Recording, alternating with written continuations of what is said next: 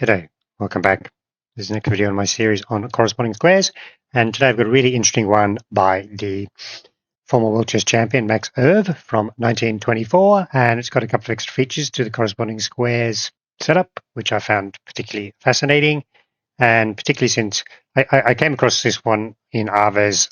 Perhaps it's covered by one of my other books, but I didn't have a map of the corresponding squares to look at, so I just had to sort of go through the process we're familiar with now to try and work out what the corresponding squares were.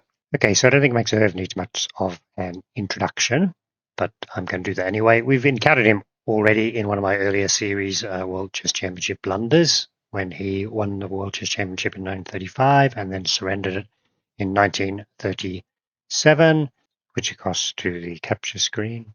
And we've got a couple of little websites we might have a look at. First of all, Arves. I love Arves. Chess Notes as well has a lot of articles about Max Euwe. And for the Arves study, some pictures of him. And one study was composed by him, shows the theme corresponding squares, which is indeed this first one here, which you see there. So that's the one we're going to go through. You can see there's the winning line, and it looks very corresponding squaresy, doesn't it? Right, with the locked pawns, an access point on the Queenside. And the different interesting feature I found in this one was you need to be conscious of that F3 to F4 pawn break, which adds an extra layer of restriction on what the black king can be, and that's where how good example of corresponding squares comes up. Some other stuff about Max Euwe. That page we'll come back to in a second. Dutch chess player, obviously, mathematician, a lot of them are. And as I said, 1935 to 37 was the world chess champion. And I think the thing about it is most people kind of consider him one of the weak ones, although he's got a lot of competition recently. But I think it's a bit unfair because, you think of the people he was playing, Capablanca, Alekhine, Botvinnik, real little superstars of world chess championships. So he's one of my favorite former players, very much an elder statesman of the game. He was sort of kept things under control during the 70s when he was the president of FIDE, and he has written quite a number of really good books, in game and so on. I've got a couple of his books, and I think, like, for instance, for a player of club standard, judgment and planning chess and so on. Those books, obviously, they're people have done later ones, but a lot of really very straightforward and informative material for your average club player. So I think that I really like his books, and obviously, as I say, one of the few gentlemen around. Okay, so that's that one. The other thing is also, you look at this page here, Chess Programming Wiki, gets a page of that because he got quite heavily involved in computer chess as well. So one of those sort of early people involved there, which is quite interesting. And the other funny thing he's done is this thing that when the chess rule was chess game ends with a draw if a sequence of moves with all pieces in exactly the same position is played 3 times successively. Apparently, rather than nowadays, it's if the same position is occurred 3 times, it's a draw by repetition. But this previous rule, apparently, I had to get my head around a little bit, some fancy maths, and that old rule meant the game could be infinite. So obviously, at some stage since then, they've changed that rule to repetition of position rather than repetition of moves. And I just had one little other thing, which I'm going to experiment a bit, by the way, which was he obviously stayed very heavily involved in Dutch circles, and Timman was the up-and-coming star in the late 70s and 80s and so on. And I just this is a bit of a diversion, but I thought it was quite interesting because obviously Timman passed away reasonably recently, so I've been rereading some of my books about some of the books which he wrote, and then he commented on this one where he only just missed out on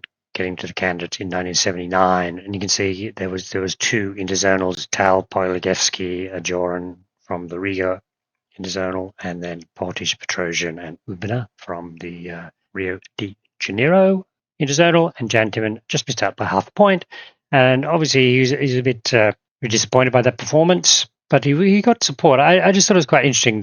When I read this, that's kind of interesting. And I'm just going to experiment here with something in OBS to see if it works. Just going to do some quotes, right? So 1979 candidates, he just missed out. Irv said, 3 years hence, your chances will be better. This time, you could have been defeated by Korchnoi and then Donna also.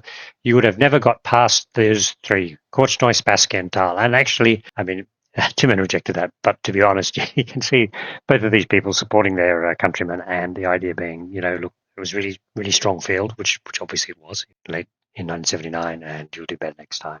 It's just I thought I found that quite amusing. In terms of this diversion, you can see the lineup there: Korchnoi, Petrosian, Polyevsky, Tal, Portish, Spassky, and John Hubner. I mean, it's a who's who, right? And it may well be said that apart from Kasparov and Karpov, maybe there's a little more chances to do well in the candidates during the 80s. Okay, so that is enough of that little diversion. I can close that and close that. Close that. Okay, so now we've got to the position.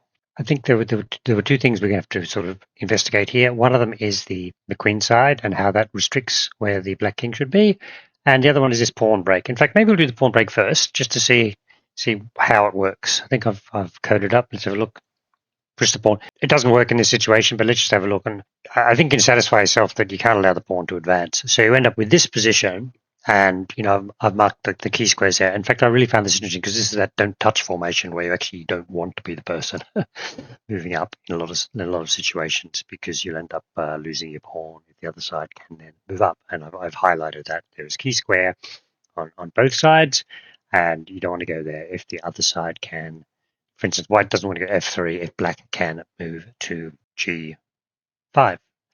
So what that actually means is I'll use different numbers later. In fact, maybe I'll just use a different system here. Let's do that for now.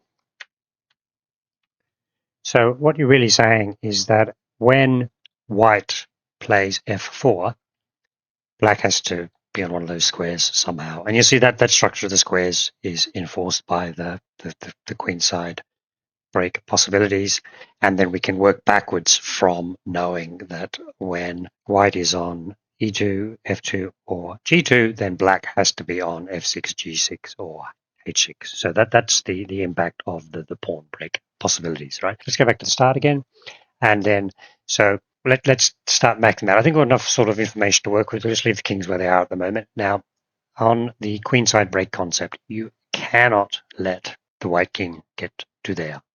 It's a little bit convoluted, but what will happen is that although black can hold the white king off, white will just push f4 again, and then it'll be a win because d4 pawn will drop, and in most lines white will end up with a d pawn and also a g pawn on g4. Black will have a pawn on f4. You end up with these two pawns left over versus a pawn there, but obviously that'll be winning for white. So you cannot white get to the c4 square, and then that now we can start working out. I'm going to go backwards here because it'll make more sense later on. If white gets to b3, black has to be on c5, and then we can work backwards as we normally do. Run across. Get some choices. Run across. Black has some choices. Run across. Black has some choices, but I'm just going to put there for now.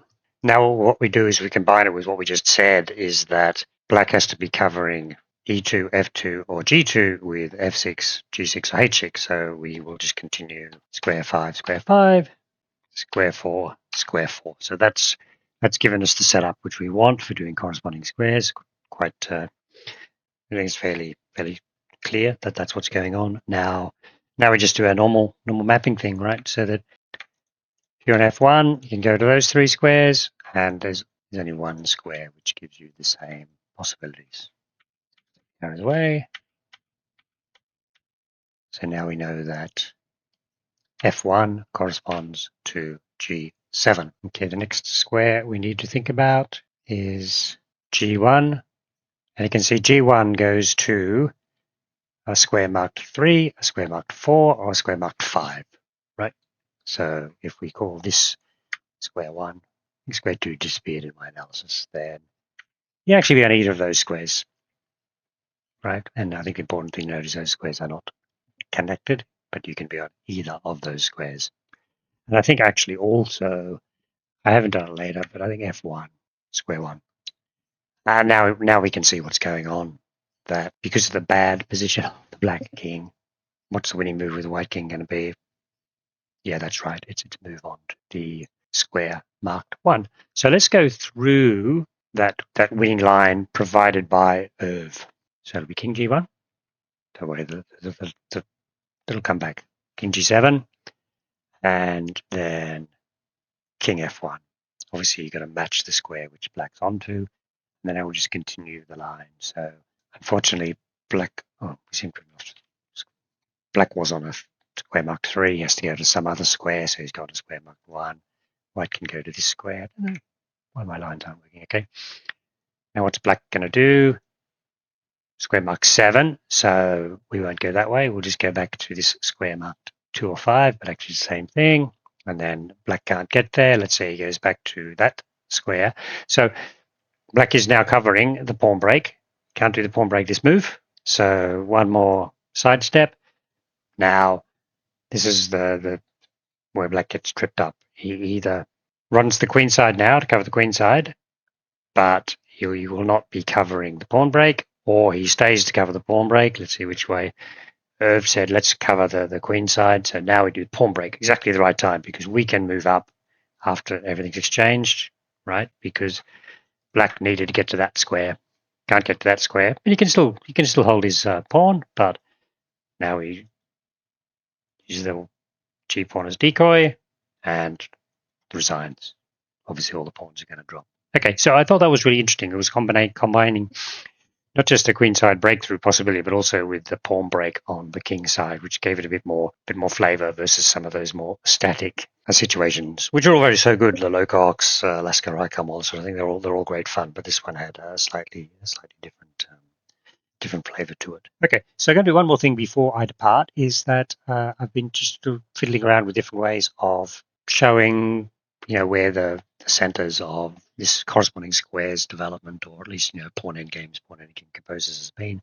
I've come up with a new version of that. Let me see if that is going to work sensibly or not. Okay, let me run it, and we'll put it over there. So there's a world map, and you can see just progressively plots where the different composers I've been looking at are. This is in date of birth, so you can see a lot of Czech, German, Italy, France, England, and then now you see continue that, but then some Russians popping up on the stage now. Although Halberstadt obviously spent most of his life somewhere else, and you end up with that being the situation. I'm going to fiddle around with this a bit. I think it gives you a really good picture of, first of all, Western and Central Europe, definitely a powerhouse of all these sort of endgames we look at. And then you can see, they're towards the end, Grigoriev, obviously the earliest, Courage, Halberstadt, Averbach. This is when the Russians really came to town. So, I just trying another way of showing them. By the way, that's just using Cartopy, I think, in Python, which gives you the maps. And then I'm using, Pygame, which basically is just cycling over a bunch of PNGs and displaying with all the people on. Okay, so that's just me fiddling around with pointless things. So I hope you enjoyed that chess study by Irv, and thank you very much for watching.